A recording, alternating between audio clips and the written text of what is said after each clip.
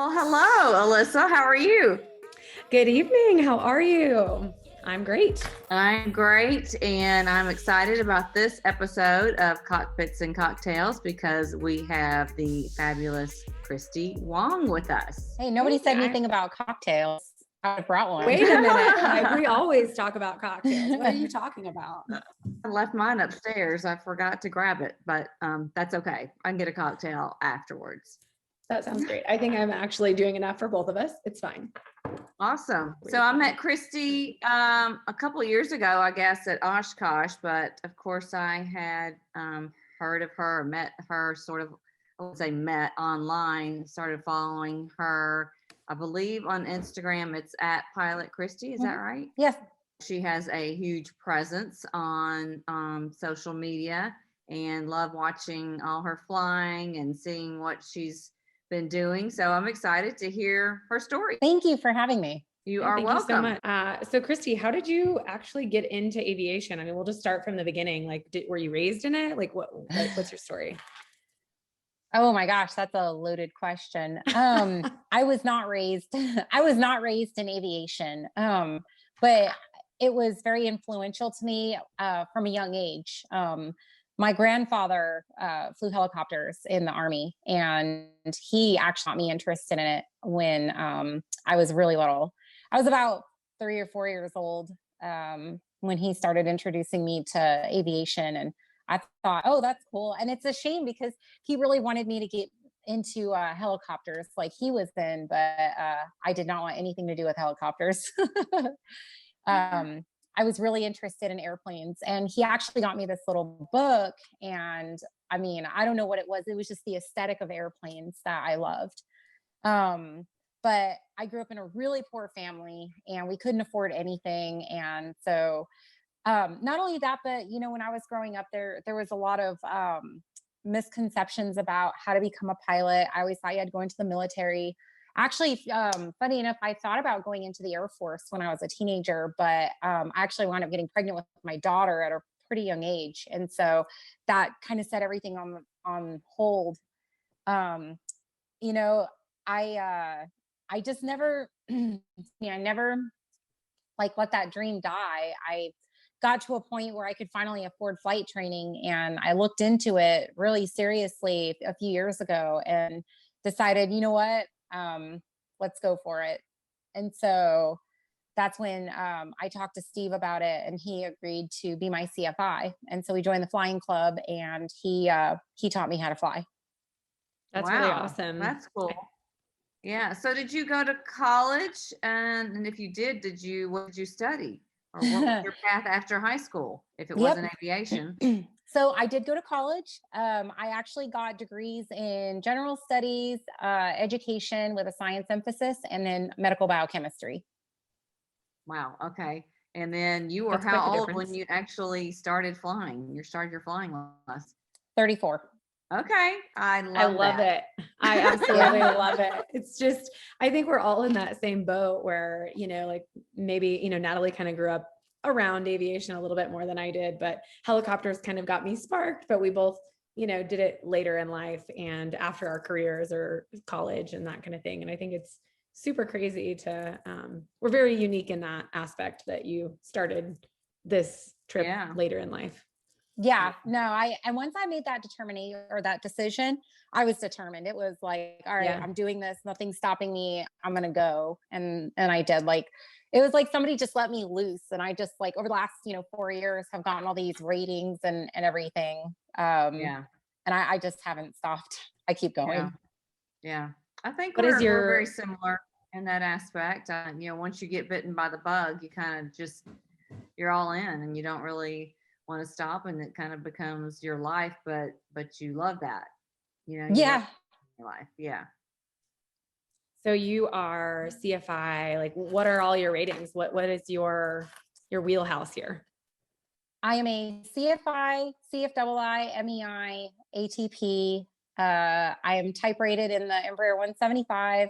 I've got SIC type ratings in the Citation 500 series and the Lear 45. Oh my goodness, that's so cool. A jet. Yeah, oh yeah. That's awesome.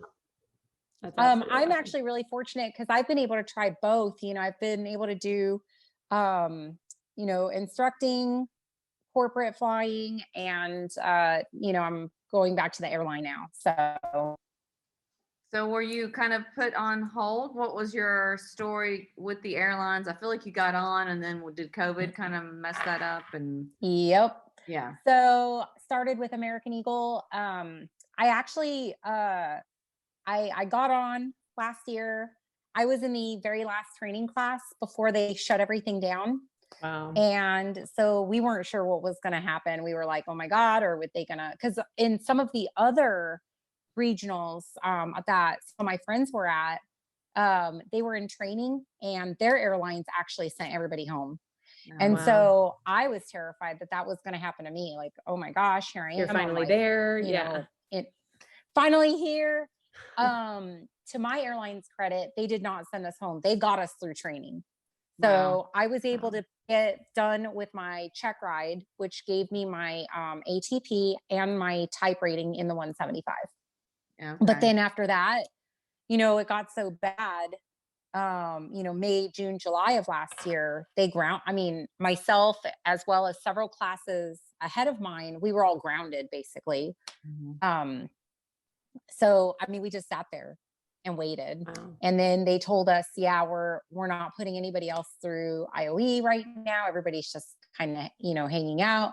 Don't call us. We'll call you. Cause if you know me, I was calling them at least twice a week, excuse me.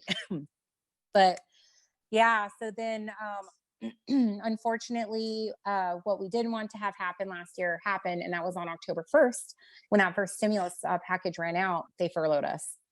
And so 227 of us at my airline were furloughed immediately. And we've been slowly recalled. We're being recalled currently. The first class started at the beginning of May of this year. And I actually in the last class to go through, because I was the last class that went through, last year. And we go through July 26th is when my class starts. So back in training during the week of OSH. Yeah. Oh, bummer. Well, I'm excited for you, but bummed that we won't get Yeah. Yeah. What a like exciting factor that is like womp womp. Yeah. I know. And it's funny. I've talked to Dan Milliken, my co-host, about it, and he wants to try to incorporate some of the stuff, like while I'm in my hotel room or whatever, like just, like Christy updates and whatnot as I go through training. So I'm going to talk this next week and see how we can make that happen. So what are you talking about when you say your co-host Dan? Oh my gosh. This is probably one of the most fun stories I think about me. How I accidentally became a YouTube celebrity. Accidentally. So I'm telling you, so I was a student pilot. I had started garnering like, I want to say notoriety within the North Texas aviator community. I got really involved in the flying club. Really, I just wanted to help people. Guys, here I was 34, 35. I just got my private pilot certificate. I was so excited to be in aviation. Like, this was my entire lifelong dream of wanting to fly airplanes. And here I was. I'm super excited. And I guess that excitement was kind of rubbing off on people. And one of those people that noticed was Dan Milliken. Dan actually runs his own production company. That's what he does for like his day job. He does a lot of corporate type videos and stuff. And he was just starting this channel called Taking Off. And he reached out to me and he's like, I had gotten my instrument rating and I was working on my commercial single. And he was like, hey, I'd really like you to come on the show. I think you'd be a really, positive presence. And I was like, 3 weeks away from my check ride. So I was like, sure, whatever, man. So I go up and do this episode with them. And we actually had a really good time. And we had really good chemistry together on camera. But I was super focused and super nervous because, I was getting ready for the big one, right? The commercial check ride. And after we filmed that episode, he actually told me, he's like, if you pass your commercial check ride, I will hire you for your first job as a commercial pilot. I'll pay you $200 and we'll go fly. We'll go do some aerial photography for a client of mine. And I'm like, sure, whatever, man, Yeah. you know. Well, he kept his word. I passed my check ride and he reached out to me and he's like, I want to be your first paying gig. And so he did. We went flying and I did the aerial survey for him and he paid me. He was my first, paid employer or whatever, Yeah. even though it was just a little contract thing. And so he reached back out to me a couple weeks later. He's like, hey, so I've been wanting to do this show called In a Hangar and I want you to be my co-host. And again, I'm working on my multi-commercial at this point, and I'm just kind of like, okay, whatever, where are we filming this? Your mom's basement? Like, Yeah. But I mean, we sat down, he kind of threw together some ideas. He's like, yeah, basically just show up, wear the leggings because everybody on North Texas Aviator recognize you for the sectional leggings, blah, blah, blah, whatever. So I show up to the studio and it's like a legitimate thing, like a studio, like Natalie, you've been there, Yeah. Yeah. like I showed up that first time and I was like, oh, okay. Oh my goodness. Yeah. I was like, I have no clue what I'm doing. But so what we did was that first season was shot over 2 days. We filmed like 20 something episodes over 2 days. And every 6 months, basically that's what we did. And it's gotten progressively better with each one. We've definitely learned through each one. We've gotten sponsors. We're actually, driving in revenue.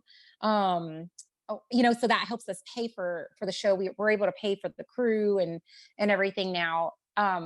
We've been doing it for, oh my gosh, 3 years now. Yeah. And so we do a segment called Taking Off. So that's like, we do like the little mini studio shoots, the little news rants that Dan likes, in the cockpit type, like on the scene. And then we do another segment called In the Hangar. And that's where we bring in really awesome guests like Natalie. We bring them on and we interview them actually in the studio. And that is, like I said, Natalie, you've been there. It's crazy. It's really like, it's legit. Like, all right, guys, it's like back to back to back. All right, wardrobe changes, go, come back. We need you on set in, 5 minutes. And all right, who am I interviewing next? Okay, great. Who is this person again? Okay. And there's this balance between, I want to know about this person before they come on the show, but I don't want to know too much. Cause you don't want to like steal your thunder. Dan has a phrase for it. I forgot what he calls it, but like it's like you don't want to burn your candle or burn out your light or something. And so like I've learned to kind of like balance it, like, okay, this is Natalie, she's flyGIRL, she does this, but don't learn anything else about her. Because you want to know just enough to grab the audience, but you want to learn about everything else, like, without during your conversation. Right. Yeah. The one thing Dan critiques me on is I very focused when I'm doing the shows and stuff. And there have been a couple of episodes where he apparently kept the cameras rolling and I didn't realize it. And so I was basically myself and they turned out to be really good episodes. And you're like, you got to be yourself. Like, just talk to these people. And like, but I get very like, almost like not so focused. Yeah. Exactly. Yeah. So like I need to be a journalist now or something, and step into this mode. Yeah. Yeah, exactly. But, the thing is that, the reason why I do it is because I've been given this really unique platform. Like I didn't ask for this, but my whole thought process behind it was, you know what, I'm going to do something good with this. So I jokingly tell people I use my powers for good. I try to help people. Like we brought on a scholarship student to help him get his private pilot certificate through our flying club. We try to help other organizations like Operation Airdrop or, Pilots in Pause. I try to use my platform, my voice to help others. Because honestly, it's not like I need a lot of help, but I was in a position once upon a time as a young 19-year-old mom where I did need help. Nobody does anything alone. And I've been given help along my lifetime, and so my goal now is to kind of give back to other people and give that to them. Yeah, that's awesome. And I think in aviation, you really need some support because it's tough and it's, it's a kind of a long process. There's a lot of steps to kind of get to, to where you want to go typically. Oh man, it's brutal. It's heartbreaking sometimes. I mean, man, I know my story seems cake compared to some of the stories that I've seen out there, but I remember getting my multi-commercial back in 2018. Just the heartbreak of I'm ready for my check ride, but the airplane kept breaking down, or I'm ready for my check ride, but now the weather is bad. I'm ready for my check ride, but now the DPE is not available. Just stupid stuff like that. And, I was fortunate. I say I was fortunate. Let me back that up. I have to say this. I wasn't fortunate. I was calculated. I saved up and I was like smart. I waited. I'm really, really, really big on that because I see a lot of people, they're reaching out for help, especially financially. And I mean, I actually started my aviation journey in 2007. A lot of people don't realize that, but I couldn't afford it. So you know what? I waited until I could. Yeah. And I'm just a firm believer that if you work hard for it, it'll eventually happen. And that's what I did. I mean, it took me almost 10 more years before I could really truly start training, to be able to afford it and everything, and so it wasn't fortune. It was like, I was determined. It was determination, but I see these people, they get ahead a little bit and then they fall behind, with their finances, or they lose their medical, or, they run into, situations like familial situations, stuff that they just can't work around. That's heartbreaking to me because there's really not a lot you can do to help people with that, Yeah. It is. You do have to be calculated. I think when I started, it was more about eliminating a lot of the other things in my life in order to have time to do it. Yes. I could not add anything else unless I eliminated some things. So let me tell you guys, one of the things that I really struggled with, as my reputation and stuff grew, I realized how easy it was to pick up haters, and just how insensitive and really mean people can be on the internet, especially there were people that I thought were my friends that I would turn around and they just get so ugly to me. And I couldn't understand why that was. And I would get comments from people like, oh, must be nice. And I thought to myself, wow, that is so cold. I mean, do you guys not realize what I've sacrificed to get to this point? Do you not realize? Yeah. I sacrificed a social life. There were times, I mean, I didn't go on a family vacation for like 2 years. Every time the sun was shining and the airplane was available, I was flying. It was, there were times I was awake at 5:30 in the morning, pulling the airplane out of the hangar to go time build or go, train. People just don't get it. Nothing was ever handed to me. I worked really hard for it. Yeah. Yeah.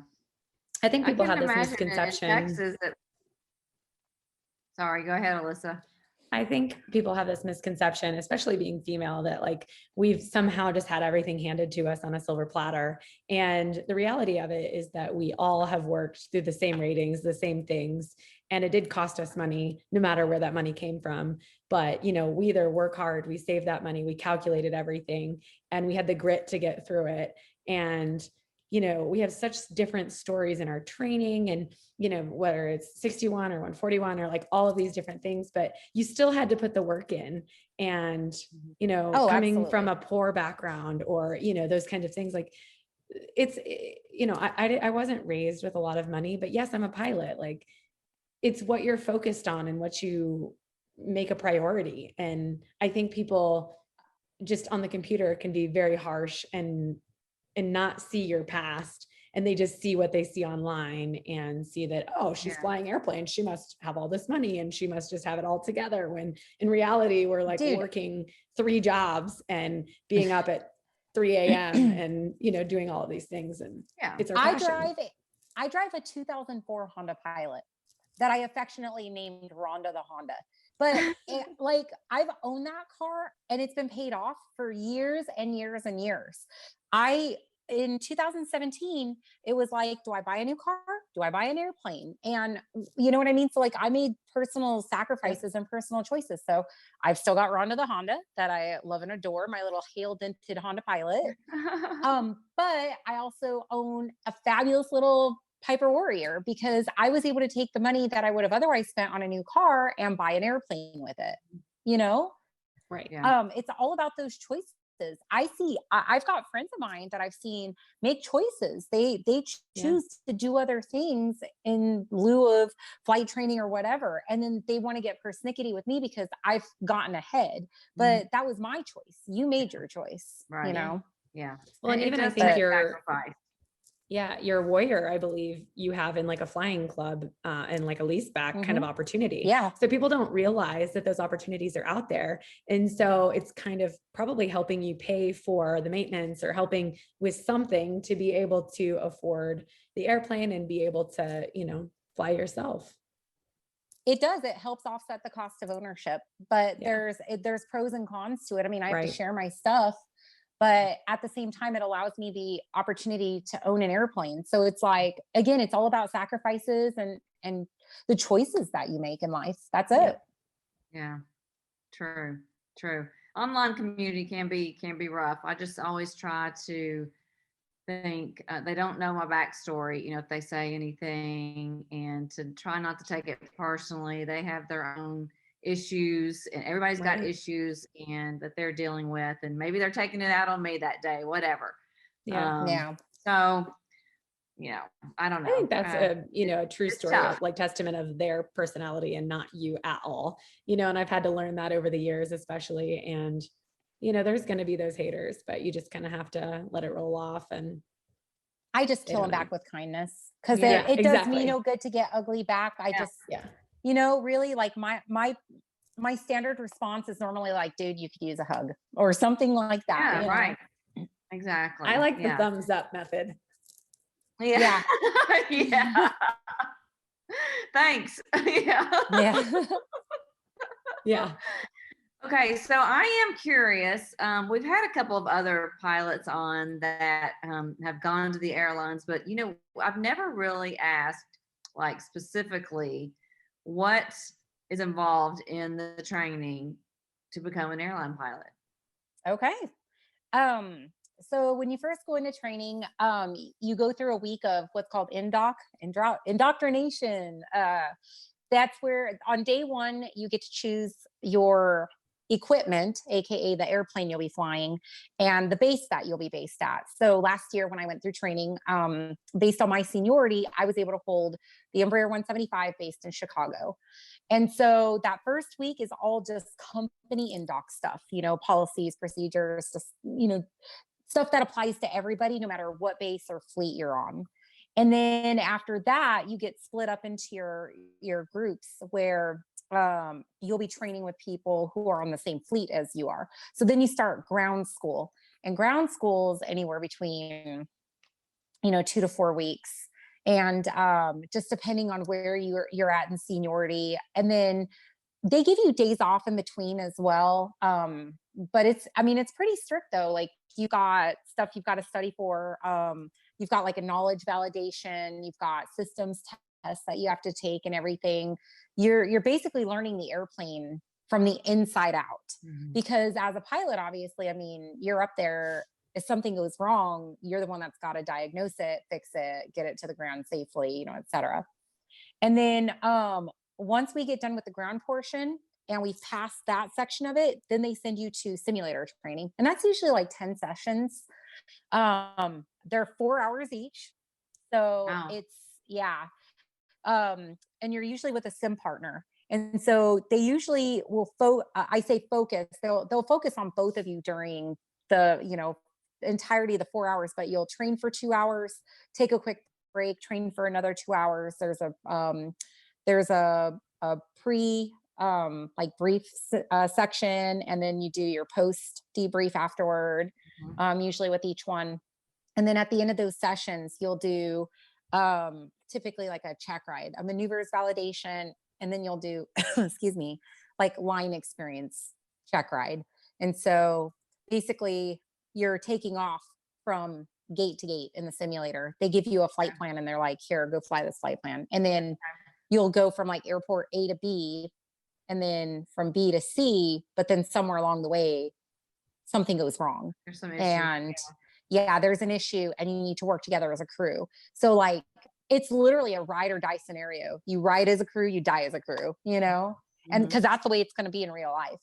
Yeah. So it's really, really important that you have a good, like a really good rapport with your sim partner. Do you get to pick your sim partner? Not exactly. You basically choose your sim time based on what your seniority can hold.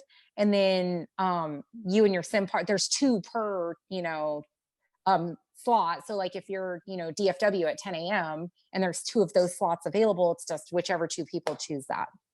Okay. What if your sim partner is like terrible? It's been known to happen. I got really lucky last year because my sim partner and I, man, we hit it off right away. We were both like, oh my gosh. And it turns out that we had a lot of friends in common. We didn't know each other before then, but we had a lot of friends in common. And so we clicked. And so we'd study together. That's a big part of it too, is, you've got a built-in study buddy, basically.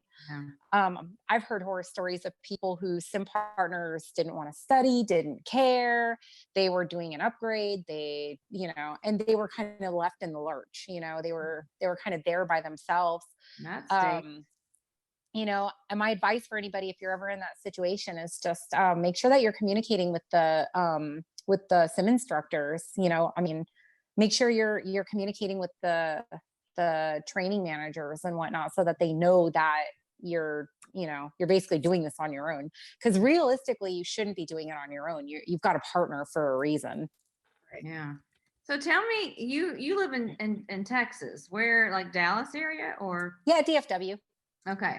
So when you say you chose your base to be Chicago, like, how does that work? It was the only thing that was available last year. So Chicago is typically a very junior base for my airline when you first come on. And then what you do, so I'll be commuting, chances are I'll be based in Chicago again when I go back here in a couple weeks, but you just commute. And then every couple months or so, they do vacancies and displacements. So they basically will say, there's 60 DFW openings. And so you can bid for it. You can bid, people will bid to transfer. And then based on seniority. Mm-hmm.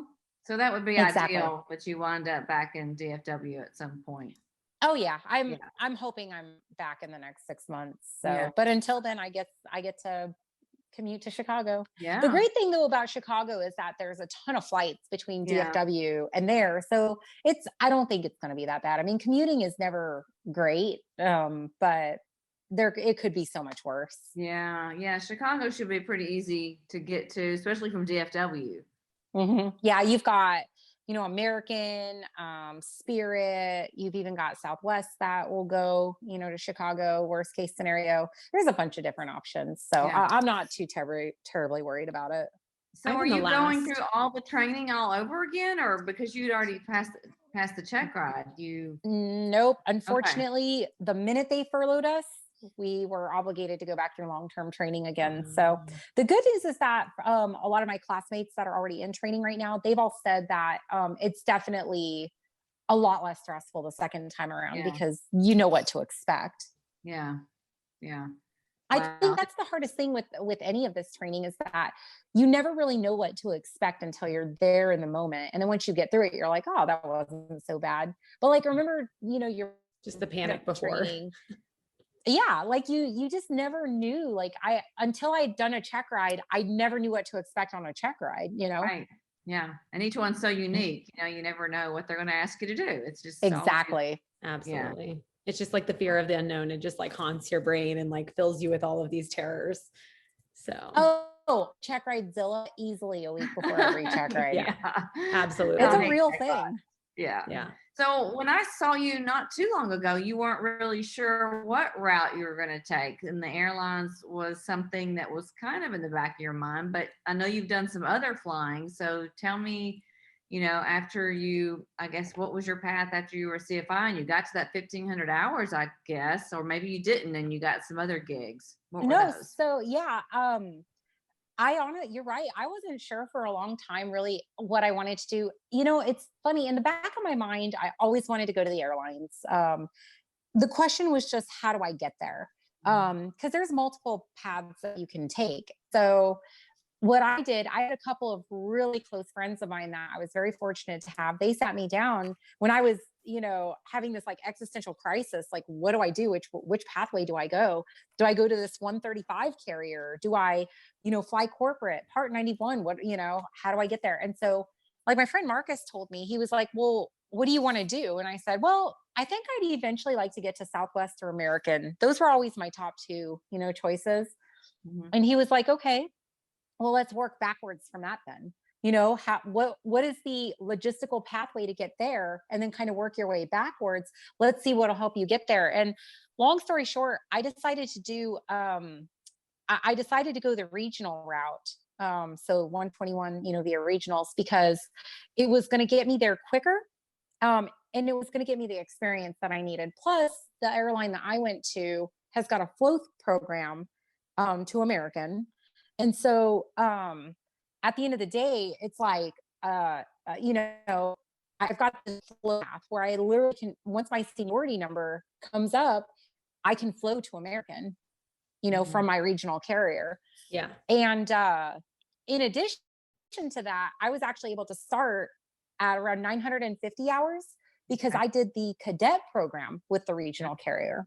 Okay. So they have a program where if you're a CFI, you can actually join and you start working for one of their affiliate flight schools. And that's how you build your time. But in the meanwhile, you accrue vacation time, sick time, you get paid through them. Wow. You get healthcare, you get flight benefits. So you're basically, an employee of the airline. And you're not a starving CFI. Well, sort of, but yeah. But what actually made it even better was that I had higher seniority in my NDOT class to choose my base and my equipment. Okay. So out of 24 people, I was number 6.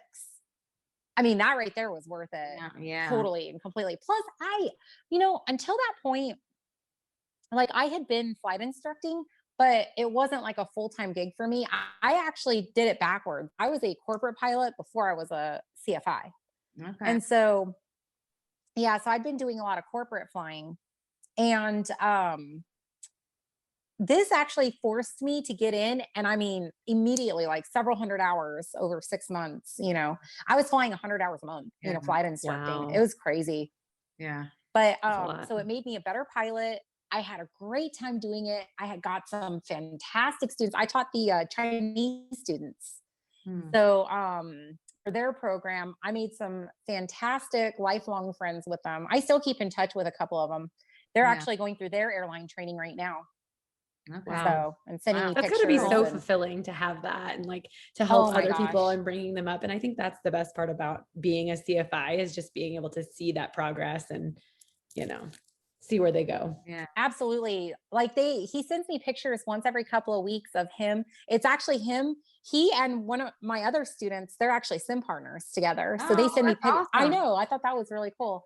So I'm like, oh, that's awesome. And so we keep in touch, and they were really sad, of course, when I got furloughed, but like now we're actually going back through training together. It's crazy though. They're going on an Airbus, I'm like, I train these guys and you guys are Airbus pilots. Basically. Yeah. They really don't have like regional carriers over there though. So it's either like 737 or Airbus.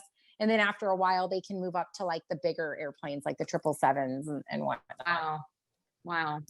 So tell me about corporate flying. I mean, what did you like about it? What did you not like about it? What made you not want to stay in that area? Okay, so let me preface by saying that ultimately my goal was to get to the airlines just because, I mean, it's hard to beat the flight benefits with the airlines, the 401k, the retirement, et cetera. I can always go back to corporate flying after I retire because there's no like, maximum age like there is in 121. So there's that. I have had overwhelmingly good success with corporate flying, just the people that I've flown with. I have had a couple of instances where being a female was actually pretty terrible. Just being honest. It didn't, it's funny because like you never want to believe that it happens until it happens to you. And then you're like, I've had instances where guys didn't want to fly with me because they didn't think their wives would appreciate it, even though I'm 100%, professional. Mm-hmm. Yeah. I've been turned down for jobs because I was a female, and because the captain of that plane, he had a bad experience with a female prior. And so he just refuses to fly with females anymore. I've had, guy owners of the airplane that didn't feel comfortable having a young female pilot. I mean, just all sorts of weird stuff like that, yeah. And like you go in and, but yet we have everything given to us on a platter, right? Exactly. Oh, my friend Heather, it drives her mad when people say stuff like, oh, you're a female, you can get in whatever. She's like, being a female has not helped me one time. Mm-hmm. I mean, I was still furloughed just like, everybody else. I mean, yeah, because like especially in airlines, like it doesn't matter if you're, black, white, female, male, it doesn't matter. You are a seniority number. And that's the best thing about the airlines. But the worst thing about the airlines is that you're just a seniority number. Yeah. In the corporate world, you have to hustle. A lot of it's word of mouth, especially when you're flying Part 91 contract stuff. It's very insurance driven. Insurance companies come in, and it doesn't matter. The FAA is like, yeah, dude, you're solid. You're good. But the insurance is like, well, no, we want you to have, this amount of time in this kind of airplane with this kind of, whatever. And it's like, dude, I've got time in like this airplane that's almost identical to it. And they're like, no, we want you to have time in this particular serial, and it's really heartbreaking. Like there have been times where I got a gig through word of mouth, and I was like, all right, let's fly. And then 2 hours, literally insurance. Like showed up to the airport. And the guy was like, sorry, you didn't get approved on the insurance. I'm like, I drove all the way down here, Oh man. Because I didn't have the, 5,000 multi-time or whatever that they were looking for. So, and it's crazy too, because a lot of times, like you ask them, well, what do you want me to have? Like, what do you need us to have in order to fly this plane? And the insurance is like, we don't know. Just fill out the insurance form and we'll get back to you. I mean, it what does that even legitimately mean? happened. Yeah. Exactly. No, it's so dumb. But, I think at the end of the day, I was able, but I will say, like I said, I had a lot of really, really great experiences overwhelmingly on the corporate side. The citation that I've been flying pretty regularly since I got furloughed, they're a wonderful family, and the captain I fly with is amazing. And I learned a lot. I call the citation like the perfect starter jet. It's such a fun, easy airplane to fly. It's a perfect airplane to get in and get some jet time and really build up your skill set. I've been really, really, really fortunate because I know that not everybody's been given those opportunities. But at the end of the day, I want, when something happens economically or whatever, the flight department, the airplane is the first to go. Yeah. That happened to Steve. I mean, that's why Steve got out of aviation in 2011. It's like here today, gone tomorrow. Yeah. And at least with the airlines, airlines come and go, but there's a little bit more stability there. Yeah. A little bit. And it takes a little while, and you can kind of see it coming somewhat, probably more so than with the corporate. If they have any financial issues, then the plane and that kind of travel is the first thing to go. Exactly. And you never know until it tells the day of. Yeah. It's gone. And from working for a jet sales brokerage company for a little while, I kind of realized how often that happens because the pilots could not know a single thing. And, I was calling up owners and being like, hey, you want to sell your jet? And they'd be like, oh, I'd consider it, and like the pilots have no idea, it just could be like, oh, that's a good idea. I'm going to change this up. Steve landed one night and was called into the office the next day. Wow. Wow. You know, it's just, and that's what I'm saying. Like it literally happens just like that, you know? Yeah. And it's like, uh, to me, that kind of instability, I mean, that's why people say like this industry will break your heart. You know, Yeah. it gives and it taketh away. Like, Yeah. oh, Yeah. True.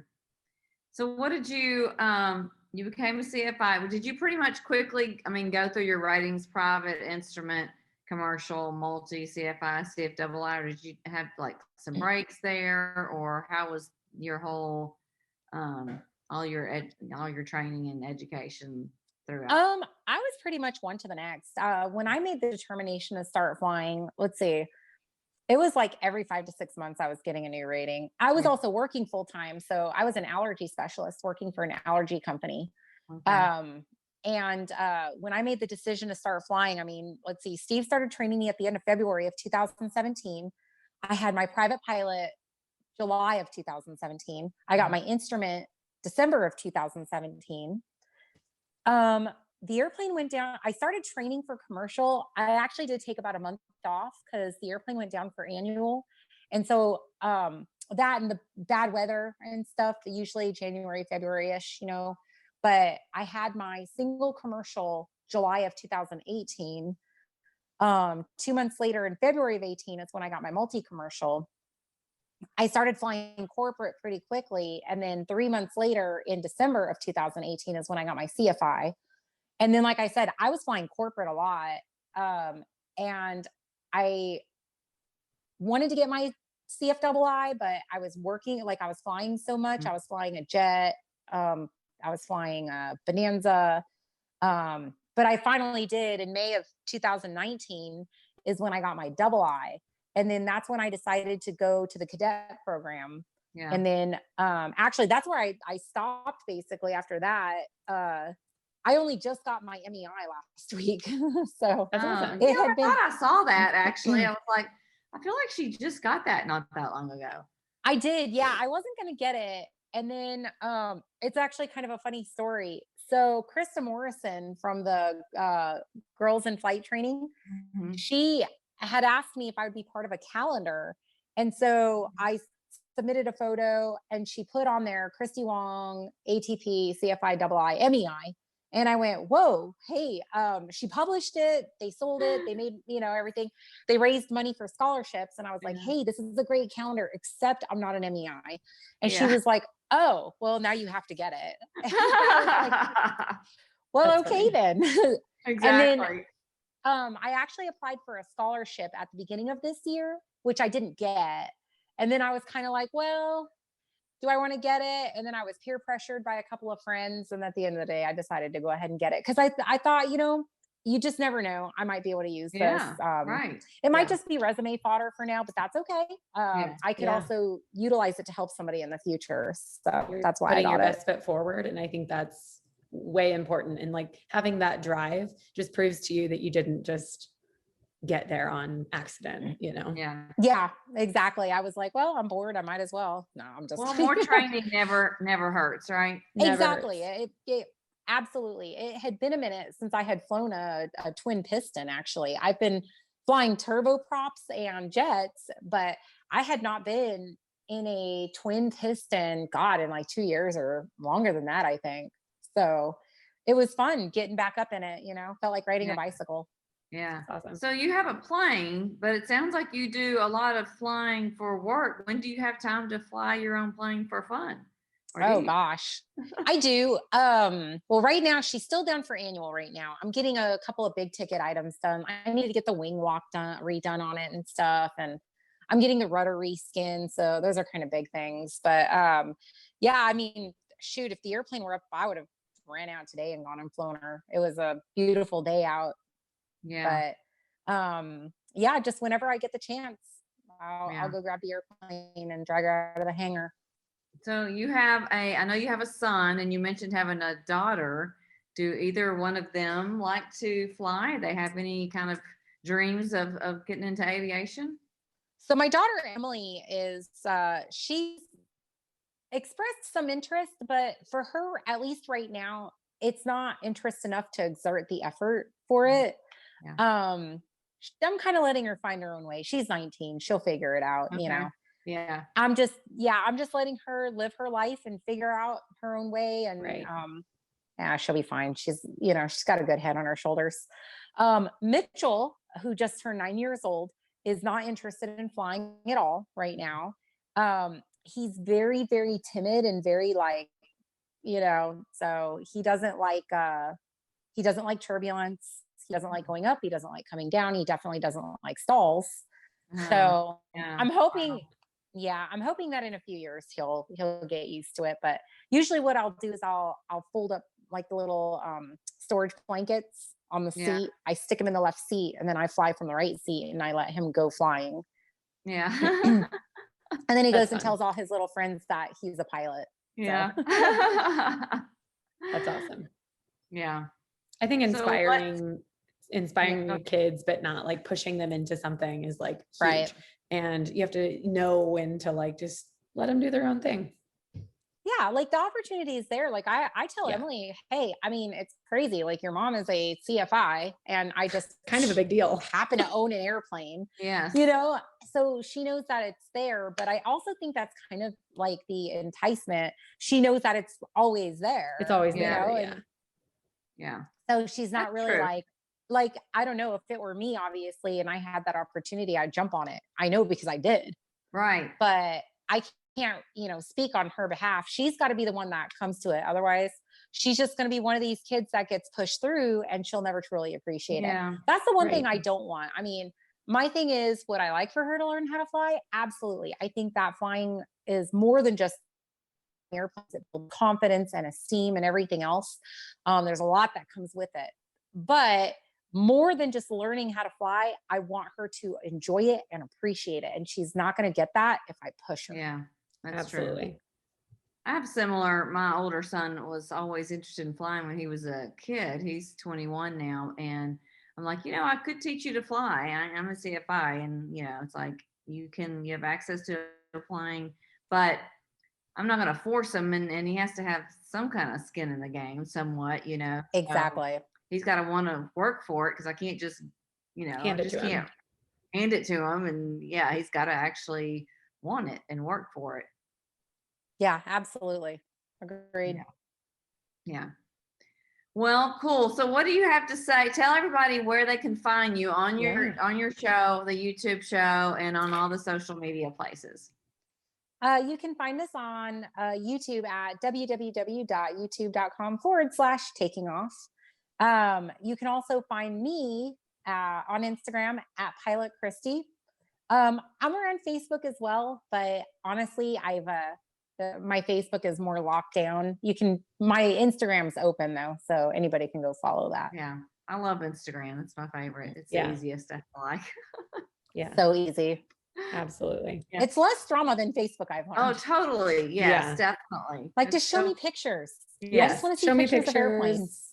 Exactly. Yes. Happy things. No drama. Happy thoughts, happy stuff. Exactly. Well, thank you so much for coming on, and we can't wait to watch the channel and see what's coming next. And we just want to thank you for coming I'm excited for you and your airline journey too. I can't wait to hear all about that and see kind of how that plays out. And who knows, maybe I'll be an airline pilot one day. We'll see. That would be great. You can come be my sim partner. Awesome. Yeah. Wouldn't that be a hoot, all of us being sim partners? I know. We probably wouldn't get a lot of work done. Probably not. We'd have to focus, wouldn't we? Shenanigans. Yeah. All right. Thank you so much, Christy. You have anything else you want to say before we say good night? Thank you guys so much for having me on. It's always a blast talking with you all. Next time you're in town, definitely we need to get together. Yeah. Maybe absolutely. I won't be in Alaska next time. Yes, I was so sad. I'm like, how am I in Dallas and you are gone? Yeah. Yeah. Well, we didn't even think we were going to get on, and we wound up getting the last 2 seats available on the airplane. So it just worked out. But next time for sure. Yeah. Well, thank you so much. For you always, and thank you so much for coming on. I don't have a cocktail, so I can't really do the cheers thing. Cheers. Well, thank you guys for Cheers. coming to Cockpits and Cocktails. Follow us on all the avenues, YouTube, wherever you like to listen to, Apple Podcasts, whatever. And we'll see you next time. Cheers. Cheers. Cheers.